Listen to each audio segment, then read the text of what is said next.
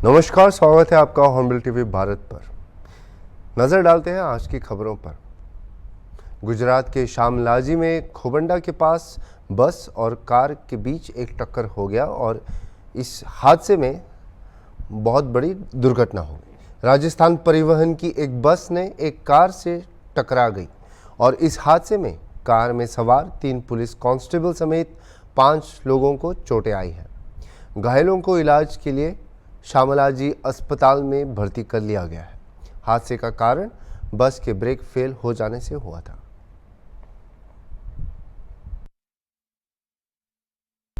मोरबी जिले के हलवद तालुका में ब्राह्मणी 2 बांध के ओवरफ्लो होने के कारण हेडवास के 9 गांवों को सतर्क कर दिया गया है और नियम स्तर को बनाए रखने के लिए बांध का एक गेट खोल दिया गया है।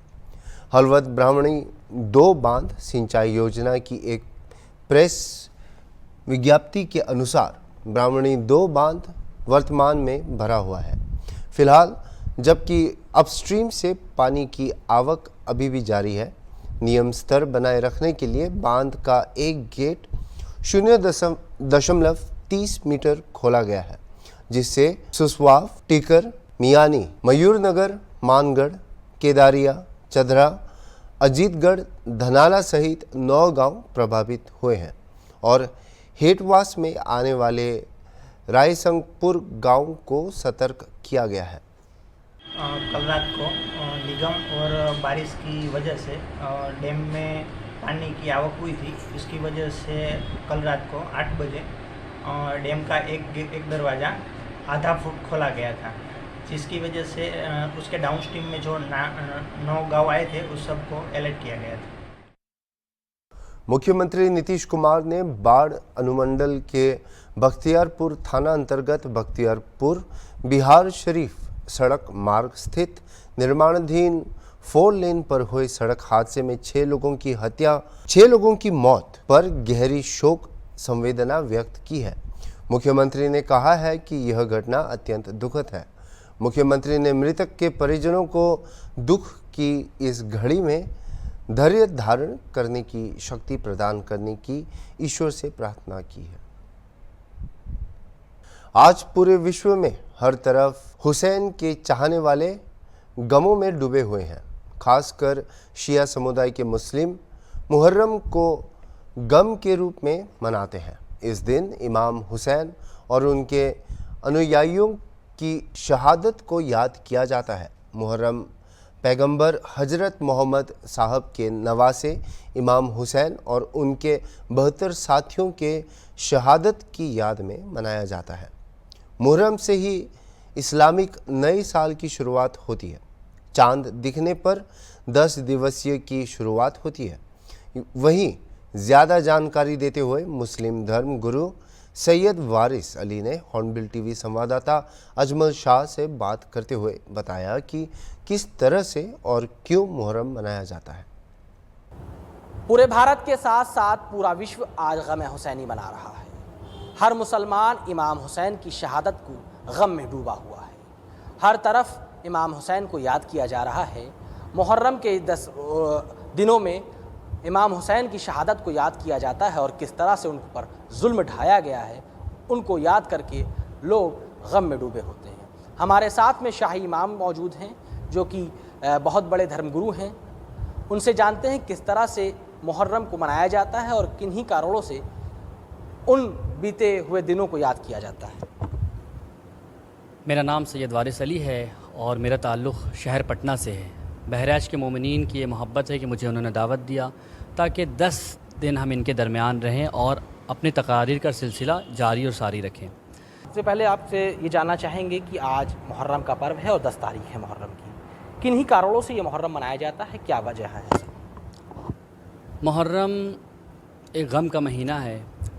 सिर्फ मुसलमानों के नज़दीक नहीं, दुनिया के तमाम लोगों के नज़दीक गम का महीना है। वो और बात है, कुछ लोग अनजाने में मुहर्रम के महीने को विश कर देते हैं और हैप्पी न्यू ईयर कह देते हैं, क्योंकि उनको पता नहीं है कि क्या जुल्म हुआ है, क्या मसाइब ढाए गए हैं किनके ऊपर, जो नवासे रसूल था, यानी ग्रैंड सन था रसूल खुदा का, प्रॉफिट मोहम्मद के ग्रैंड सन थे।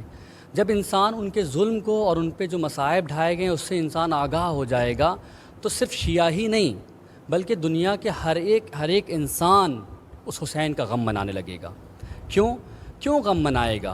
क्योंकि अल्लाह ने इंसान को एक नेमत दी है जिसको कहते हैं फ़ितरत। वो फ़ितरतन हर इंसान पाको पाकीज़ा होता है, उसकी क़ैद किसी मज़हब और किसी मिल्लत से नहीं होती, चाहे हिंदू हो चाहे मुसलमान हो। जब अपने फ़ितरत के ऊपर रुजू करता है तो हर इंसान पाको पाकीज़ा है, अच्छाई को पसंद करता है।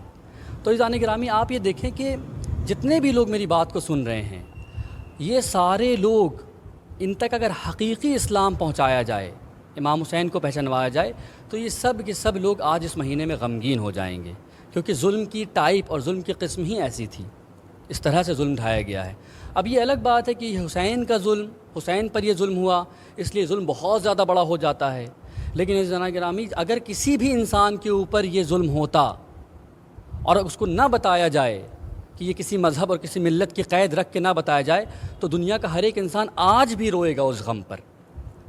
मिसाल के तौर पर, जैसे मेरे सामने अगर किसी 6 महीने के बच्चे को 3 दिन तक प्यासा रखा जाए और उसकी माँ इस काबिल ना हो कि उस बच्चे को दूध दे, और उस बच्चे को का बाप जब दुनिया के सामने पानी मांगने जाए तो दुनिया का बुरा से बुरा इंसान उस बच्चे को पानी देगा। अगर यानी इंसानियत बिल्कुल मुर्दा हो चुकी होगी तो उसको पानी नहीं देगा। करबला में क्या हुआ? इमाम हुसैन का 6 महीने का बच्चा अली असगर था, 3 दिन का भूखा प्यासा, माँ का दूध खुश्क हो चुका था, लेकिन जब इमाम हुसैन उसके लिए पानी मांगने जाते हैं तो उस बच्चे को भी 3 शोबा तीर से उसको कत्ल कर दिया जाता है। यानी इंसान नहीं थे वहाँ पे, दरिंदा बन चुके थे लोग। क्योंकि आज भी एक हिंदू, कोई भी, एक सिख, एक ईसाई, एक यहूदी, वो भी 6 महीने के बच्चे को, अज़ीज़ान गिरामी, तो करबला से ये पैगाम मिलता है कि हर ज़माने में दरिंदे मौजूद थे और हर ज़माने में इंसानियत मौजूद थी, बिना धर्म के, बिना मज़हब के क़ैद के, जिसकी थोड़ी सी झलक हम आज फ़िलिस्तीन में देखते हैं कि किस तरीके से बच्चे को ज़िबह किया जा रहा है, बम बरसाया जा रहा है, हॉस्पिटलों में बच्चों को मारा जा रहा है, स्कूलों पे बम गिराया जा रहा है। वही यजीदियत उस ज़माने की आज इस ज़माने भी दिख रही है। और अब इंसान को फ़ैसला करना है कि वो यजीदी तफक्कुर रखता है, दरिंदा बन चुका है, या हुसैन की सिफ़त रखता है और हुसैनी बन के दिखाता है। तो अब इंसान, बहुत सारे ऐसे लोग हैं जो आज कमेंट करते हैं कि फ़िलिस्तीन का साथ क्यों देते हैं आप लोग। फ़िलिस्तीन का साथ देना मज़हब और मिल्लत की ज़िम्मेदारी नहीं है ज़ाने गिरामी, ये इंसानियत की रिस्पॉन्सिबिलिटी और ज़िम्मेदारी है। और यहीं से इसीलिए सबसे ज़्यादा मुसलमान आवाज़ उठाते हैं, मुसलमान, ना शिया ना सुन्नी, मुसलमान आवाज़ उठाते हैं। क्यों? क्योंकि मुसलमानों के अंदर इंसानियत की रूह फूंक दिया है इमाम हुसैन ने। क्या माना जाते हैं प्रेजेंट डे पे, आज के दिन की बात करते हैं, आज 10 तारीख़ है मुहर्रम की, आज किस तरह से आप लोग निकलेंगे और किस तरह से शहर के विभिन्न चौक चौराहों पर निकलना होगा और कहाँ पर समापन होगा, इसकी थोड़ा जानकारी। देखिए, असल में मेरा ताल्लुक़ एक दूसरे शहर से है, मैं पटना से हूँ और 10 दिनों के यहाँ में मोमिनीन ने यहाँ के मुझे इनवाइट किया है ताकि मैं मजलिस पढ़ूँ। तो बहुत ज़्यादा यहाँ के फ़रहंग से तो आशना नहीं है, लेकिन फ़ाक़ा शिकनी के बाद यहाँ पे 2 बड़ी मजालिसें होती हैं जिसको हम मजालिस ज़िंदान शाम कहते हैं। यानी रात की तारीकी में जब सूरज गुरूब हो चुका होता है तो मगरिबैन के बाद, नमाज मगरिबैन के बाद मोमिनीन जमा होते हैं और उस ज़माने के में जो जुल्म ढाया गया, जैसे सबको कत्ल कर दिया गया करबला में, बच्चों को कत्ल कर दिया गया, जवानों को कत्ल कर दिया गया, जब सबको शहीद कर दिया गया, उसके बाद एक जुल्म का और सिलसिला शुरू हुआ कि खैमे जलाए गए, बीबियों को तमाचे मारे गए, कानों से उनके बुंदे छीने गए और बहुत तरह के बच्चे के दामन जल रहे थे। तो हम रात के अंधेरे में उस ज़माने के उस गम को याद करते हैं, उसको कहते हैं शाम गरीबा। इस प्रोग्राम को और पूरे ऑल ओवर इंडिया और ऑल ओवर वर्ल्ड ये प्रोग्राम होता है ताकि इमाम हुसैन और सारे लोगों के शहीद होने के बाद फिर क्या मसाइब हुए, तो उस मसाइब को थोड़ा सा महसूस करें। इसलिए हम फ़कीर और गरीब की तरह हम लोग बैठ जाते हैं ज़मीनों पर ताकि हम इमाम हुसैन के थोड़ा सा उस गम को याद कर सकें। हालांकि एक इंसान की सलाहियत नहीं है कि इमाम हुसैन के उस गम को महसूस कर सके, लेकिन हम कोशिश करते हैं कि उस गम से नज़दीक हों। और इजहार मोहब्बत यही है किसी से कि अगर किसी को आप अपना समझते हैं तो उसके गम में शरीक हों, उसके गम को बाँटें।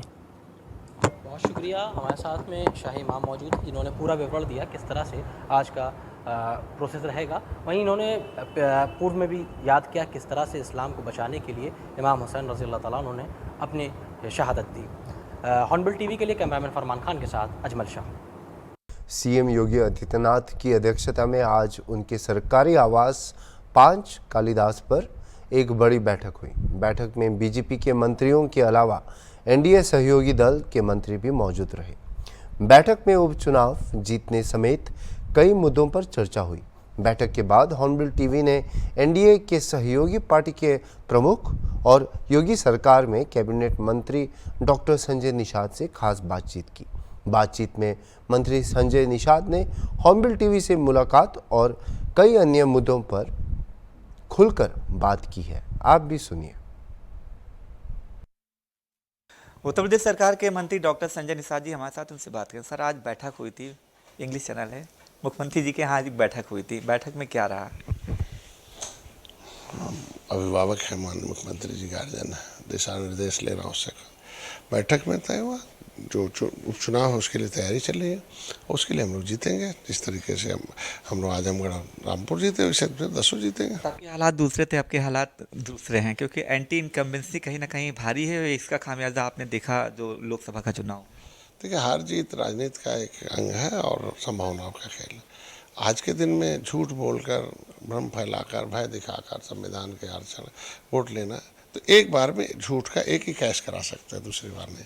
वो झूठ बोलकर चुनाव थोड़ा सा आंशिक सफलता प्राप्त करने में कामयाब हो गए और हम लोग जो है सही बात समझाने में नाकामयाब। अब सही बात समझाएंगे, जो अच्छे काम किए हैं उसके आधार पर वोट पाएंगे। सरकार के मुखिया को लेकर भी तमाम तरह से विरोध उत्पन्न हो रहा है, उनके ही पार्टी के लोग लगातार मुखर हो रहे हैं। क्या लगता है कहीं ना कहीं नाराजगी है ज़रूर? आपका आरोप गलत है। किसी कोई ऐसा बयान दीजिए कि किसी हमारे मुखिया के खिलाफ किसी का आरोप प्रत्यारोप।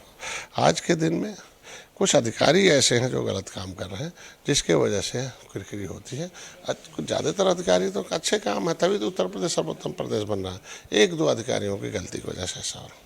नहीं, आपको लगता है जैसे आपने कहा बुलडोजर की कार्रवाई दहशतगर्दों के खिलाफ होनी चाहिए और अपराधियों के खिलाफ होनी चाहिए, लेकिन जिस तरह से अभी लखनऊ में जो कार्रवाई हो रही थी उसका विरोध भी सब लोग कर रहे थे और अंततः ये हुआ लास्ट में कि सरकार को बैकफुट पे आना पड़ा, वहाँ घर नहीं तोड़े जाएंगे। इस फैसले को आप कितना? मुख्यमंत्री को धन्यवाद दूंगा, कम से कम उन्होंने संज्ञान में लिया और जनता के साथ खड़े रहे, इस पर अच्छी बात है।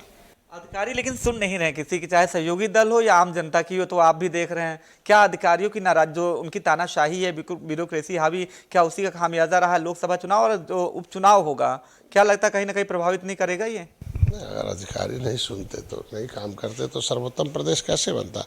कुछ एक अधिकारी हैं कि जो एक उनके अंदर पिछली सरकारों के आत्मा निवास करती है या पिछली सरकारों की उनके अंदर विचारधारा सोच है, जो समय आने पर उसका नुकसान उठाते हैं। जिस तरीके से हमारे आरक्षण मुद्दे को घुमाते रहते हैं, जिस तरीके से तमाम ऐसे केसेस हैं, आप देखें।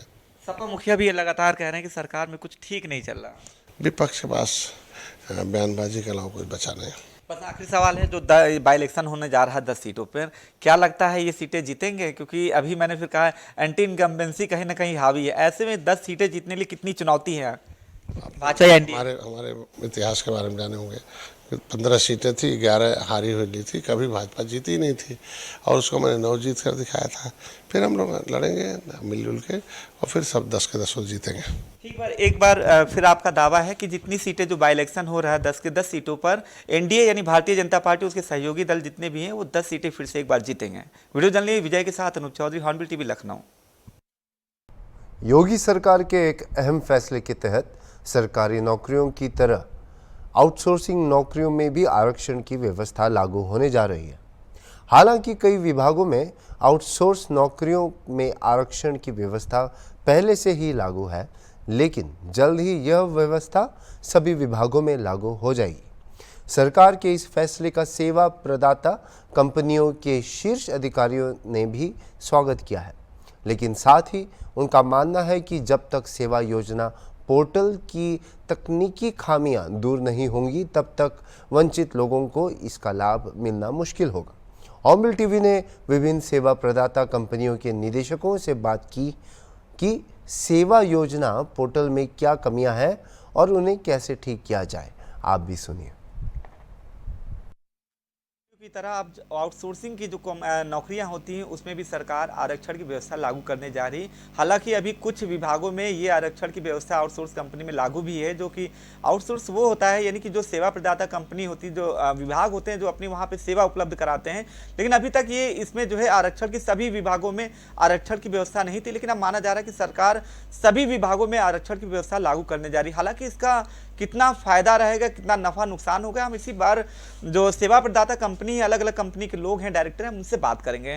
पहले तो हम आपसे बात करेंगे सर, जिस तरह से ये आउटसोर्स कंपनियां जो आउटसोर्सिंग की भर्तियां होती हैं उसमें भी अगर आरक्षण की व्यवस्था लागू होती है, कितना फ़ायदा रहेगा, कितना नुकसान रहेगा?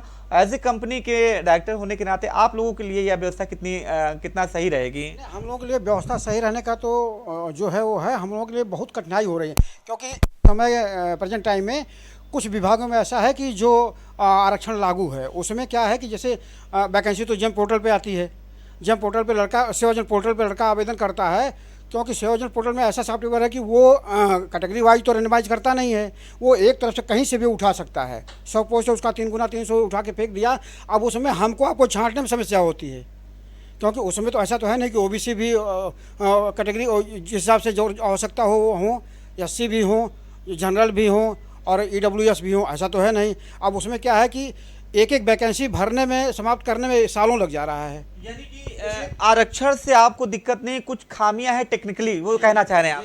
सॉफ्टवेयर में ऐसा कोई सॉफ्टवेयर डेवलप करें ताकि जैसे वो रेंडमाइज करता है उसी तरह से कैटेगरी वाइज रेंडमाइज करे, तो कंपनी की समस्या कुछ कम हो सकती है। ठीक है, आप सेवा प्रदाता कंपनी है उनके डायरेक्टर हैं, इनको कहा कि इनका साफ कहना है कि आरक्षण की व्यवस्था से इनको कोई दिक्कत नहीं है, दिक्कत टेक्निकली है जिसका वो सामना कर रहे हैं। अगर वो टेक्निकल जो प्रॉब्लम आती है उसको दूर कर लिया जाए तो ये सरकार के फैसले से खुश है। और भी लोगों से बात करेंगे। सर, जिस तरह से अभी आपने सुना ही होगा सरकार ये फैसला करने जा रही कि सभी विभागों में आउटसोर्स की जो भर्तियां होती उसमें भी आरक्षण व्यवस्था लागू करने जा रही है। अभी तक क्या किसी तरह के विभाग में आरक्षण व्यवस्था लागू है? अगर इन फ्यूचर अगर होती है सभी विभागों में, कितना फायदा रहेगा या नुकसान रहेगा? देखिए, फायदा और नुकसान की बात अगर मैं आपको बताऊं तो अभी प्रेजेंटली हम 2 डिपार्टमेंट के साथ मतलब काम तो कर ही रहे कई डिपार्टमेंट के साथ में। इनमें 2 डिपार्टमेंट, एक आपकी यूपीएसआरटीसी है और दूसरा यूपीजीएन है, जल निगम है। इनके साथ हम लोगों ने काम किया था और उनका स्पष्ट निर्देश था कि भर्तियां जो भी होंगी वो आरक्षणवार होंगी। अब आरक्षणवार भर्ती का मतलब आप ये समझ लीजिए कि 100 सीटें अगर हैं तो उसमें हमको जनरल 40% देना है, 10 ईडब्ल्यूएस देना है, 27 ओबीसी देनी है, अकॉर्डिंगली जो भी शासन का नियमावली है उसके हिसाब से करना है। समस्या कहाँ आती है हमें? मान ये लीजिए कि 100 सीटें हैं, 100 सीटों में अगर 40 जनरल के हमें भरने हैं, लड़कों ने अप्लाई किया सेवा योजन की साइट पर। लड़के जब अप्लाई करते हैं, अप्लाई करने के बाद में जब हमें लिस्ट मिलती है डॉक्यूमेंट वेरिफिकेशन के लिए, उसको डिपार्टमेंट रैंडमाइज लिस्ट बोलती है। वो randomise list purely lottery based होता है। उसमें आप ये समझिए कि ना तो कोई क्रेडेंशियल चेक होता है बच्चों का, ना ये चेक होता है कि बच्चा किस कैटेगरी का है। वो बस अगर 100 सीटें हैं तो 300 नाम पिक करके आपको दे देता है। अब उन 300 नाम में अगर 40 नाम हमारे पास नहीं आए जनरल के, तो हमको दोबारा फिर से उतनी मेहनत करनी होती है।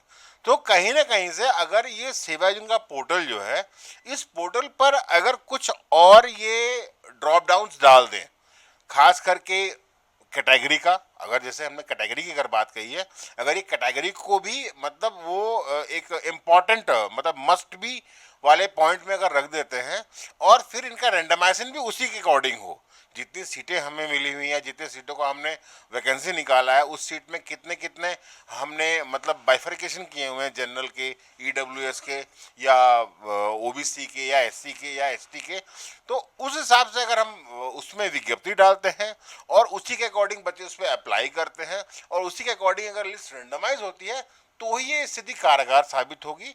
अन्यथा की स्थिति में आप ये समझ लीजिए कि भर्ती को पूरा करने में बहुत समस्याएं हो जाएंगी अगर ये काम ना किया जाए। अच्छा, आप कितना चैलेंज मानते हैं अगर ये व्यवस्था लागू होती है तो जो पढ़े लिखे युवा हैं, बेरोजगार हैं, उनको फायदा मिलेगा कि नहीं मिलेगा? और दूसरा ये है कि अगर ये व्यवस्था लागू होनी है, उससे पहले कितना इम्प्रूवमेंट की जरूरत है? जैसा कि आपने बताया कि जो कैटेगरी है सेवा योजन पोर्टल में, तो क्या डिमांड करना चाहते हैं सरकार से कि ये खामी दूर हो जाए तो उनकी आरक्षण की व्यवस्था से कोई दिक्कत नहीं होगी? नहीं, आरक्षण व्यवस्था में कोई दिक्कत नहीं है। देखिए, ऐसा रोजगार पाना किसी भी एक व्यक्ति का अपना उसका स्वतः वो राइट है, it's is right to get employment. समस्या ये है कि क्योंकि हमको सरकार के कार्यदेश पे काम करना है, उनके निर्देशन पर काम करना है, हम अपना कोई भी क्राइटेरिया, अपनी कोई भी पॉइंट नहीं रख सकते हैं। जो उन्होंने एक पाथवे बना दिया, हमको उसी पाथ पे चलना है। तो समस्या का मतलब ये कि हमें टेंडर अलॉट हुआ जैम के पोर्टल से, लिस्ट हमने रेंडमाइज के लिए सेवा योजना पर डाला है, तो क्योंकि वो किसी अन्य पोर्टल पर है, किसी अन्य साइट पर, जिस पर हमारा कोई जोर नहीं चलना है, जब तक की स्थिति में वो साइट अपने अंदर थोड़ी सी और इम्प्रूवमेंट नहीं करता है, इन भर्तियों को इस तरीके से भरना इतना आसान नहीं होगा। एक और सेवा प्रदाता कंपनी है, उनके भी डायरेक्टर से हम बात करेंगे। सर क्या नाम पहले तो? अवनींद्र कुमार सिंह। अनिल जी, अभी आपने देखा जिस तरह की सरकार फैसला करने जा रही है, लेकिन अभी आप ही के साथी हैं जो जिनका कहना है कि आउटसोर्स की में जो व्यवस्था लागू करती है अगर सरकार, उससे इन्हें आरक्षण व्यवस्था से कोई दिक्कत नहीं, लेकिन कुछ कमियां हैं। क्या लगता है उन कमियों को दूर किए बिना अगर ये व्यवस्था लागू होती तो कितना सफर करेंगे आप लोग? जैसे बिना कमियों दूर किए सफर हो ही नहीं सकता है। रीजन क्या है कि जैसे हम आरक्षण बेस पे कह रहे हैं, आरक्षण सही है, लागू करें, इसका विरोध नहीं करना है, लेकिन दिक्कत यह कि आरक्षण ये लागू करते हैं, सिस्टम पे लागू नहीं हो पाता। जैसे कोई भी वैकेंसी अगर सेवा पोर्टल पे डालते हैं तो 1/3 वो लिस्ट निकालती है, 1/3 में ये नहीं कहती कि कौन ओबीसी है, कौन एससी है, कौन एसटी है। बाद में कंपनी को बहुत दिक्कत होती है लड़के आने के बाद में, तो वैकेंसी लंबा समय लगता है।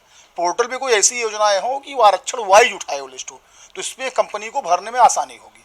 ठीक है, हमने अलग अलग सेवा प्रदाता कंपनी के डायरेक्टरों से बात की, जिनका साफ कहना है कि आरक्षण की व्यवस्था से इनको कोई दिक्कत नहीं, उस फैसले को, सरकार के फैसले का स्वागत करते हैं, लेकिन जो टेक्निकल खामियां हैं सेवा एजेंट पोर्टल पे, उसको जब तक दूर नहीं किया जाएगा तो सरकार की जो व्यवस्था है आउटसोर्स में कंपनी में आरक्षण में, वो पूरी तरह से उसको लागू नहीं किया जाएगा। तो जाहिर सी बात है जो टेक्निकल खामी है, उनकी मांग है कि टेक्निकल जो इशू है उनको दूर किया जाए। वीडियो जर्नलिस्ट विजय के साथ अनूप चौधरी, हॉर्नबिल टीवी लखनऊ। अभी के लिए इतना ही, और खबरों के लिए आप देखते रहिए हॉर्नबिल टीवी।